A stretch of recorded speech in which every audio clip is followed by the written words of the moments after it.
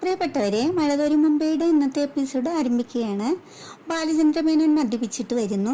അപ്പോൾ വൈജയന്തി ദേഷ്യപ്പെടുന്നു.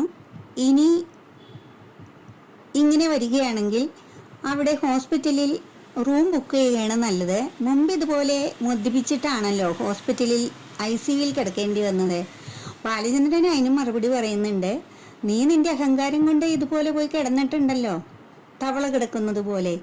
എനിക്കിനി ICUവിൽ കിടക്കേണ്ടി വരില്ല. ഞാൻ പോവുകയാണെങ്കിൽ മുകളിലേക്ക് ഒറ്റയടിക്ക് അങ്ങോട്ട് പോകും.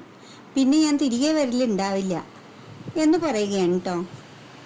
കൃഷ്ണ അച്ഛനെ മുറിയിലേക്ക് പിടിച്ചു കൊണ്ടുപോവുകയാണ് കേട്ടോ. അവിടെ ചെന്ന് ചോദിക്കുന്നുണ്ട്, അച്ഛ എന്തിനാ ഇങ്ങനെ മദ്യപിച്ചത്? അത് ശരിയായില്ല കേട്ടോ. അലീന ചേച്ചി ഉണ്ടായിരുന്നെങ്കിൽ അച്ഛൻ ഇങ്ങനെ ചെയ്യുമായിരുന്നു. അപ്പോൾ ബാലേന്ദ്രൻ പറയുന്നു, എന്തിനാണ് മോളെ ഇങ്ങനെ ജീവിക്കുന്നത്? എന്ത് ജീവിതമാണിത്? ഞാൻ ഈ രഹസ്യം എന്തിനാണ് ഇങ്ങനെ സൂക്ഷിച്ചു വെച്ചിരിക്കുന്നത്? ഇത് ഞാൻ പൊട്ടിക്കട്ടെ, നിനക്ക് എല്ലാം അറിയാമല്ലോ എന്ന് ചോദിക്കുമ്പോൾ കൃഷ്ണ മറുപടി പറയാതെ വിഷമത്തോടുകൂടെ ഇരിക്കുകയാണ്.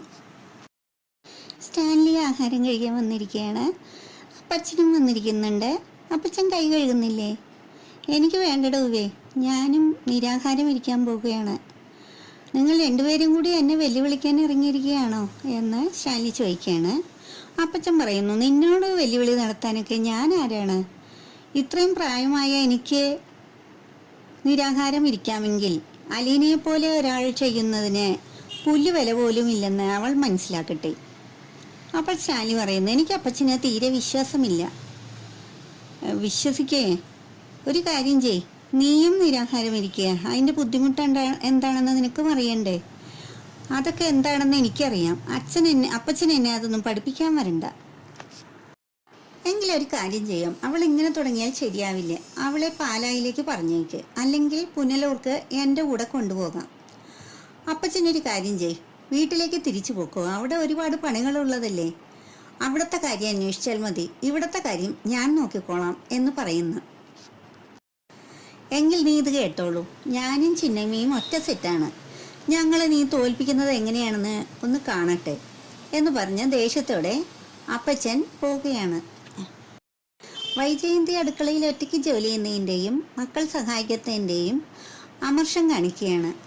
അവർ ഹാളിൽ വരുമ്പോൾ കുട്ടികൾ TVയും കണ്ടിരിക്കുന്നുണ്ട്. അവർ ചോദിക്കുന്നു, നിങ്ങൾക്ക് അടുക്കളയിൽ എന്നെ വന്നൊന്ന് സഹായിച്ചൂടെ? നിങ്ങൾക്ക് ഒരു അന്യ സ്ത്രീയോടുള്ള മനുഷ്യത്വമെങ്കിലും എന്നോട് കാണിക്കാമല്ലോ.